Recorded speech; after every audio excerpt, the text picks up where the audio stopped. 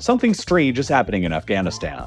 Ever since the Taliban regained their power in the country over the summer of 2021, tourism to the country has been spiking higher with every passing year. And now there's more people visiting the country than in decades. In 2021, the year that the Taliban triumphantly returned back to power again through a shocking military offensive, only 691 people from abroad were brave enough to visit the country as tourists. The next year, in 2022, those numbers more than tripled to about 2,300 tourist visits. And in 2023, the numbers tripled again to around 7,000 tourist visits. In 2024, the numbers continued increasing with 9,000 tourist visits, and in just the first 3 months of 2025 alone, more than 3,000 tourists have visited the country, exceeding the numbers who visited throughout the entire year of 2022 and setting Afghanistan on track to break 2024's record with the fourth year in a row of continuous tourism growth since the Taliban reconquest. And with promotional tourism ads to the country the Taliban is pumping out like this one, how could you even resist? We have one message for America. Welcome to Afghanistan. Now that is a great ad if you ask me, but all of these tourist visits to Afghanistan are taking place despite the fact that virtually all Western governments, including the US and UK, still maintain the highest level of travel advisory for the country and urge all of their citizens to avoid all travel there. So what exactly is going on here? Why are so many Westerners suddenly traveling to Afghanistan in the thousands? And why does the Taliban, infamously reclusive and totalitarian, even want all of these Westerners visiting in the first place? Tourism to Afghanistan used to be a lot more popular with Westerners in the past. Setting aside all of the political turmoil and strife, the country's landscape is spectacularly beautiful with soaring mountains, wide valleys, and crystal clear blue lakes. Among the most gorgeous landscapes in the country that rivals all of the best national parks in the United States is Bamiyan National Park, which was the first national park established in Afghanistan during the US occupation era in 2009. It is sometimes known as the Grand Canyon of Water, and its shimmering crystal blue waters contrast magically with the surrounding rock cliffs. It's a truly beautiful area, but in a sign of what makes visiting Afghanistan so troublesome today, the Taliban has banned all of their women from ever visiting this national park and restricts it only for men. Between the 1950s and 70s, there was a popular overlanding journey developed among the hippie subculture in Europe that came to be known as the Hippie Trail, which took thousands of Westerners through Afghanistan on their way to India and Thailand.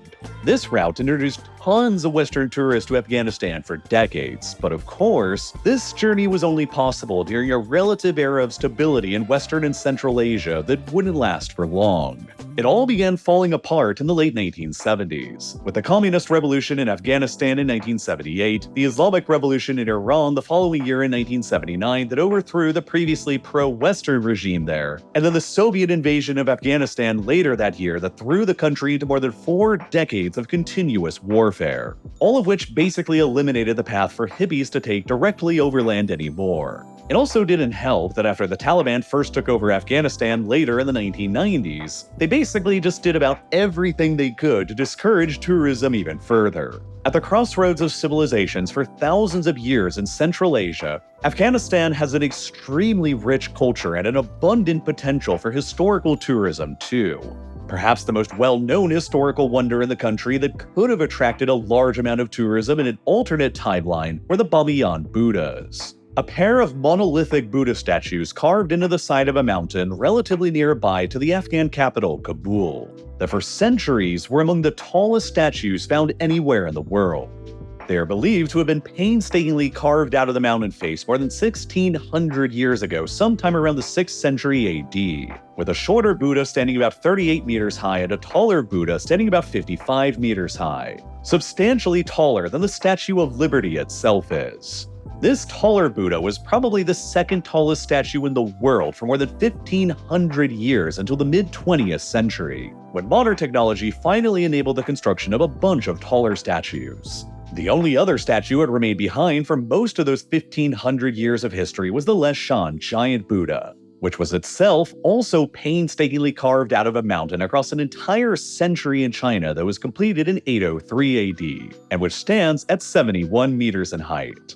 Historically, Buddhism had been a major religion present in Afghanistan for well over a millennia, until it was weakened by the Islamic conquest in the 8th century and was finally extinguished by the Mongol invasions in the 13th century, leaving Islam behind as the overwhelmingly dominant faith in the country ever since. For nearly all of the history of Islamic rule in Afghanistan, the Bamiyan Buddhas were either accepted or tolerated due to their historical significance. But controversy still persisted over their presence nonetheless, owing to Islam's own general restrictions on depicting the human form in art and statues, and the fact that the statues eventually came to represent idols from a long-gone religion in the region.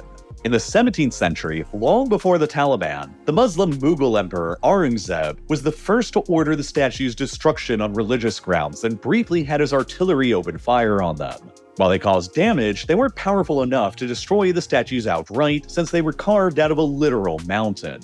And so Aurangzeb essentially gave up trying. But his attempt to do so would later be invoked as a precedent by the Taliban centuries later in the 1990s during their own decision to destroy the statues too. During Afghanistan's communist era in the 1980s, the Soviet-backed government applied to make the Bamiyan Buddhas a UNESCO World Heritage Site, which was never formalized because this government collapsed just a few years later and Afghanistan fell apart into civil war in the 1990s. During this period of the early 1990s, before the Taliban seized power in 1996, there were multiple instances of attempted Taliban attacks on the statues based on religious grounds. Some Taliban members attempted to blow the Buddhas' heads up with explosives. Others fired RPG rockets at them, and some others burned tires around their heads. Nonetheless, in 1999, a few years after the Taliban took over the country, the Taliban's absolute leader at the time, a reclusive man named Mullah Omar, initially ordered that the statues be preserved, and he even expressed their value as a potential asset for tourism. Nonetheless, just a couple years later in March of 2001, the Taliban suddenly reversed its course and declared that all statues depicting humans throughout the entire country would be destroyed based on the religious grounds that they were idolatrous, including the by then 1,600-year-old Bamiyan Buddhas. This sparked a major international crisis at the time that was quickly forgotten about because it was almost immediately overshadowed by the 9/11 attacks just a few months later. There has also been a huge amount of speculation as to why the Taliban suddenly changed its mind on destroying the statues in 2001, after having decided to protect them just a couple years previously in 1999. One of the more interesting theories is that the decision to destroy the statues, and to destroy arguably the country's most important tourism site, was heavily influenced by Al-Qaeda and Osama bin Laden in order to deliberately isolate the Taliban from the rest of the international community even further, and thus to strengthen the Taliban's dependence on Al-Qaeda at the same time. It's been theorized that Al-Qaeda might have threatened to cause trouble in the country unless the Taliban relented on destroying the statues. Years later, Mullah Omar himself would claim that he ordered the statues' destruction because he was deeply offended by the international attention towards them. He said that after Western governments and NGOs approached him with offers to help with restoration work at the statues, he was outraged that they wanted to help with the statues, but not the countless Afghan human beings who were dying of hunger. So to him, blowing up the statues apparently seemed like both a point of spite and a way to eliminate them for good in order to refocus international aid efforts on Afghanistan's own struggling population. Beginning in April of 2001, the Taliban began making preparations to destroy the Bamiyan Buddhas that went on for weeks, while the horrified international community made just about every appeal to save them that you can possibly imagine. Every single member state of the Organization of the Islamic Conference intervened in protest against the Taliban to try and save the statues, including the only three governments that recognized the Taliban at the time: Pakistan, Saudi Arabia, and the United Arab Emirates. The Pakistani government even went so far as to send a delegation to Afghanistan to stop the destruction and argue that doing so was against Islamic principles, citing that the statues had predated Islam and coexisted with Muslims for more than 1,000 years who had never sought the statues' destruction. Mullah Omar reportedly callously responded to the Pakistanis by simply saying that the statues were never destroyed by previous Muslims because they lacked the technology and means to do so, not the will to do so. The Indian government offered to transfer the Bamiyan Buddhas to India for safekeeping, while the Japanese government suggested a plethora of different solutions than just blowing them up for good, including relocating the statues in full to Japan, covering the statues up in order to hide them from view, or a lump sum of money to preserve them. Dozens of letters from countries all around the world urged the Taliban to spare the statues, but the Taliban's mind was already made up. The Bamiyan Buddhas that had stood for 16 centuries would be no more. The destruction of the statues was conducted methodically. The Taliban fired anti-aircraft guns, RPGs, and heavy artillery at them, blew up their feet with anti-tank mines, and finally drilled holes into them where they planted explosives to finish the job. By the end of April, the two statues had been completely obliterated forever, and Afghanistan's greatest historical wonder that could have attracted tourists for generations to come was lost, and will never again be replaced. The site where they used to exist is still one of the most popular places to visit by tourists in Afghanistan today. But one has to wonder just how much more popular the site would be had the Taliban never done what they did to them in 2001. The fact that the Taliban themselves were the ones who destroyed the statues is an awkward subject in the country still today, when they are trying to actually attract tourists to come to the area. During a recent press conference in 2024, the Taliban's acting tourism director in Bamiyan was asked about the Buddhas, and he simply replied, "Next question." But the Taliban did a lot more to undermine Afghanistan's long-term tourism potential in the 90s besides for just blowing up those statues. You see, one of the most attractive things about Afghanistan during the 90s to a specific kind of tourist was that there basically weren't any laws and you could get away with things there that you couldn't anywhere else. To a cadre of wealthy Gulf Arabs, 90s Afghanistan became the place to go to hunt and poach whatever you wanted, especially rare endangered birds. Afghanistan sits along major migratory flyways for many species of birds flying between Siberia and the Indian subcontinent, and is an especially important habitat for the Asian houbara, a now vulnerable species that was nearly driven to the point of extinction in the 90s by these wealthy poachers from the Gulf who came to Afghanistan to blast all the birds they could find. The Taliban basically didn't enforce any environmental regulations whatsoever, and they tolerated all of these Gulf state poachers coming to the country because they brought in both cash and diplomatic clout for their struggling regime. The long-term environmental consequences associated with destroying the country's wildlife was apparently not heavily considered, and Afghanistan's bird and mammal species have still not recovered from this time period, undermining the country's potential for wildlife tourism as well. The continuation of the Afghan civil war, even after the Taliban seized power in 1996, the regime's brutal treatment of women, its international isolation, and their hosting of Al-Qaeda all meant that tourism to the country by Westerners remained very low. And then came the 9/11 attacks, the subsequent US invasion of Afghanistan, and another 20 years of occupation and warfare, where the Taliban became an insurgent force that disincentivized tourism even further. After more than 4 decades of nearly constant warfare and strife, the Taliban managed to overthrow the US-backed government in Afghanistan over the summer of 2021, and returned back to power again, bringing a sort of brutal stability to the country for the first time in generations. Rapidly after regaining control, the Taliban began reinforcing their extremely harsh restrictions on women and girls in the country again, to the point where some observers have labeled it a form of gender-based apartheid. It goes far beyond simply banning women from the country's national parks. The Taliban have banned women from all public parks in the country as well as gyms, reserving them all exclusively for men. All beauty salons have been shut down. Girls have been forbidden from receiving any education beyond the 6th grade. Women have been barred from virtually all forms of paid employment. They are mandated to wear full body and face coverings at all times while out in public. They are subject to harsh punishments, including death by stoning for crimes like adultery, and even their movement has been sharply restricted, with prohibitions on them ever being allowed to leave their own homes without a direct blood-related male relative or husband. Women are basically completely segregated from men in the country, to the point where women are not even allowed to speak to men who they are not related or married to, including to male tourists who travel to the country from abroad. This point is brought up often by Taliban tour guides today. Male tourists who visit Afghanistan are strictly only allowed to speak and interact with Afghan men, and never women. While ironically, female tourists who visit Afghanistan are granted a little more freedom and are enabled to interact and speak with both men and women alike. Foreign women who visit the Taliban-ruled country are not held to the same super strict standards as Afghan women themselves are. The Taliban has declared that foreign women visiting the country are only expected to wear a headscarf while out in public, rather than the full body coverings expected of Afghanistan's own women. While foreign women are also granted access to the country's parks and other restricted areas. It is precisely the Taliban's harsh, misogynistic treatment of women that has made Afghanistan the global pariah state that it is ever since they took back control again. The country has been sharply internationally isolated for years now with hardly any international recognition, complete with overwhelming sanctions and trade embargoes imposed upon it by the Western world that has resulted in crushing poverty. Afghanistan now has the second lowest GDP per capita on the planet, and out of its 41 million people, an overwhelming 75% of them are believed to be living at the subsistence level in extreme poverty on less than $1 a day. By far the highest ratio of any country in the world today, meaning that Afghanistan is now more deeply impoverished than even any country in Africa is. In order to keep its population content and to stay in power for the long haul, the Taliban believe that they must do whatever they can to improve their men's living conditions and standards and gain more international legitimacy. And they believe that due to their crushing sanctions, the best way to do that is by capitalizing on Afghanistan's remaining tourism potential to acquire hard foreign currency.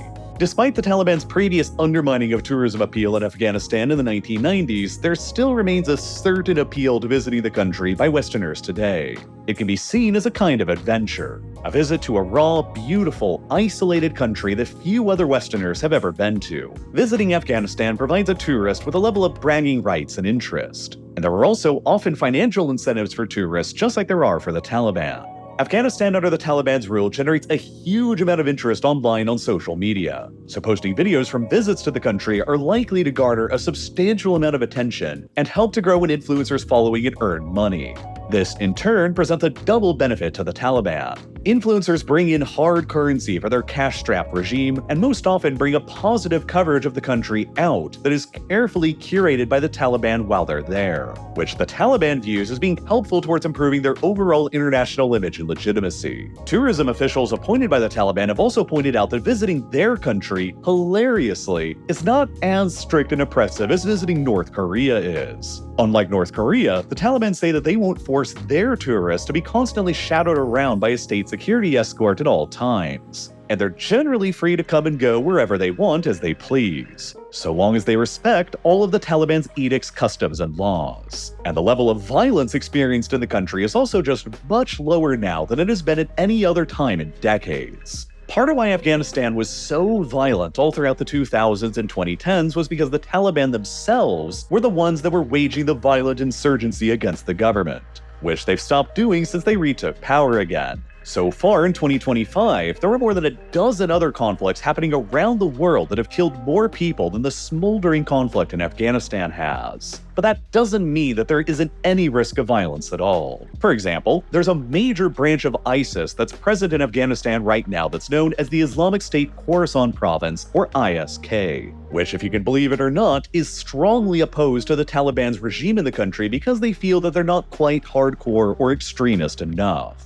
ISK is believed to have several thousand men under their command as fighters, and they've continually waged a violent insurgency against the Taliban ever since they retook power again, with the goal of overthrowing them. As a result, ISK has been known to deliberately target Western tourists in the country with murder and kidnappings in a deliberate campaign to undermine the Taliban's tourism strategy, and thus to undermine a key source of the Taliban's funding and legitimacy. In May of 2024, a group of 3 Spanish tourists who were visiting the remains of the Bamiyan Buddhas were all gunned down by ISK militants, representing the first deadly attack on foreign tourists in the country since the Taliban regained their power. It is for this reason that most Western tourists who visit the country and leave the urban area of Kabul will end up hiring armed security to escort them around, which are usually contracted out by private security companies or even directly by the Taliban themselves. The costs will vary depending on the level of risk in the region. A local armed driver might cost a few $100s a week to hire, while multiple armed escorts and armored vehicles necessary to reach some of the more remote and dangerous areas can run up into the thousands of dollars a week, which the Taliban are more than happy to accept. But other times, the Taliban themselves are the ones who detain Western tourists for what often seem like arbitrary reasons. In 2022, the Taliban arrested an American tourist visiting the country and held him for more than 2 years before releasing him in 2024. In early 2025, the Taliban arrested an elderly British couple who were visiting the country and have held them ever since, with no officially stated reason given for their detainment. It's for these reasons why virtually all Western countries continue maintaining a maximum do not travel advisory for the country. But nonetheless, it's fairly straightforward to do so if you actually want to. Tourist visas to Afghanistan can be easily, cheaply, and quickly acquired at the Taliban-run consulate in Dubai, while cheap flights from Dubai and Istanbul fly directly to Kabul multiple times a week. You only have to accept that when you travel to Afghanistan, you do so at your own risk, and you are placing yourself at the mercy of the Taliban and their laws. It's also probable that the pace of tourism to Afghanistan will continue growing at the same pace as the Taliban's legitimacy as well.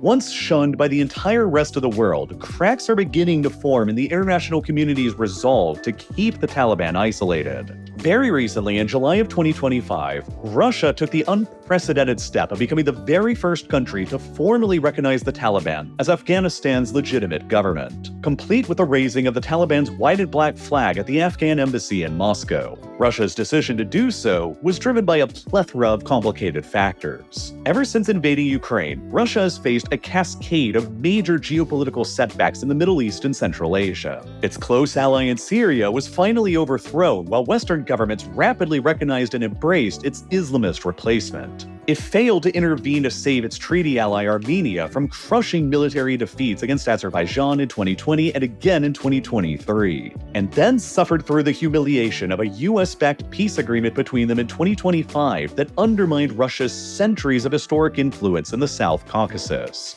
It failed to respond to Israel and America's bombing campaign of its other regional ally, Iran, over the summer of 2025 as well. Russia therefore felt pressured that it needed to take bold steps in order to restore its image as a global great power that can still set the international agenda in this region. And what better way to do that and anger its enemies in the West at the same time than by setting the precedent for recognizing the Taliban's government in Afghanistan? Russia also hopes that by becoming friendly with the Taliban, their regime will allow Russia to one day construct natural gas pipelines across their territory from Turkmenistan that'll connect the Russian gas pipeline network directly with the increasingly lucrative market in India, enabling Russia to pivot even more of their gas supplies away from Europe and towards other countries that don't really care so much about Ukraine, like India and China. And Russia is far from being alone in choosing to engage with the Taliban despite their vast human rights abuses. As of July of 2025, the Taliban maintains diplomatic missions to 23 different countries around the world,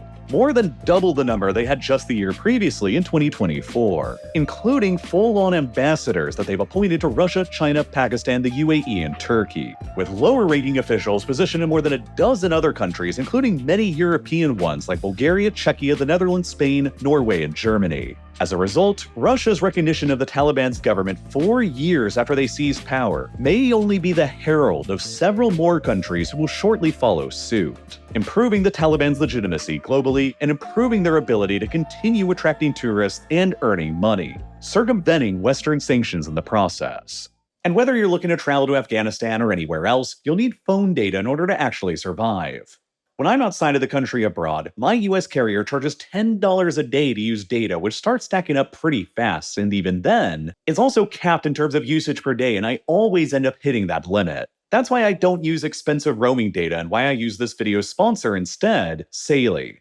Saley sells eSIMs that work in more than 160 countries and 8 regions that unironically include Afghanistan, meaning that if you have an eSIM-compatible phone, which you probably do, you can get more data for less. If you actually are going to head to Afghanistan, Saley really does offer 10 gigabytes of data there for $36. But even if you're planning on going somewhere more on the safer side, Saley has plans for you too. If you're going to Japan, for example, they offer 5 gigabytes of data for just $11 or 20 gigabytes of data for just $25. And you can check out what they offer in every other country as well. Buying and installing is also super easy. You just download their app, pick your plan, and then, crucially, enter code REALLIFELORE in order to get 15% off, and finally you follow the instructions to install the plan on your phone. It only takes about 2 or 3 minutes, and this way, you don't have to pay high roaming rates. You don't have to waste time and risk getting scammed at the SIM card shops at the airport. You simply just install and go. So once again, to get 15% off, download the Saley app and then use code REALLIFELORE at checkout. And as always, thank you so much for watching.